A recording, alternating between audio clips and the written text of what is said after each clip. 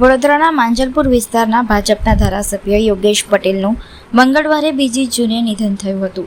ત્યારે આજે વડોદરા શહેરમાં ભાવભીની વિદાય સાથે તેમની અંતિમ યાત્રા નીકળી હતી. જનસેવાને પોતાનો જીવન ધર્મ બનાવનારા નેતાના અંતિમ દર્શન કરવા અને શ્રદ્ધાંજલિ આપવા માટે મોટી સંખ્યામાં શહેરીજનો જોડાયા હતા. ધારાસભ્ય યોગેશ પટેલના પાર્થિવ દેહને વડોદરાના અમદાવાદી પોળ સ્થિત તેમના નિવાસ સ્થાને અંતિમ દર્શન માટે મૂકવામાં આવ્યો હતો.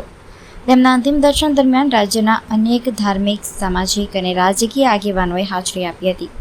રાજ્યના નાયબ મુખ્યમંત્રી હર્ષ સંઘવીએ પુષ્પાંજલિ અર્પણ કરી હતી અને શોકગ્રસ્ત પરિવારને સાંત્વના પાઠવી હતી.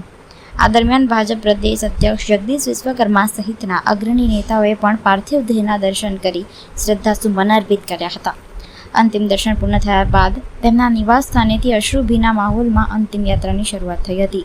આ અંતિમ યાત્રા અમદાવાદી પોળથી શરૂ થઈને રાવપુરા 4 રસ્તા, કોઠી 4 રસ્તા, ઉદયનારાયણ મંદિર માર્ગે થઈને કારેલી બાગ સ્થિત ખાસવાડી સ્મશાન ગૃહ તરફ આગળ વધી હતી.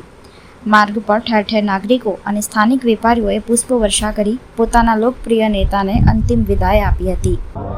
વડોદરા શહેરે ખૂબ મોટું આજે નુકસાન થયું કહેવાય. જાણે યોગેશભાઈ પટેલ એટલે ભોલે ભક્ત અને શિવજીની સરારી હોય કે શિવજીની પ્રતિમા, આ તમામનું નિર્માણ એમના દ્વારા કરવામાં આવ્યું.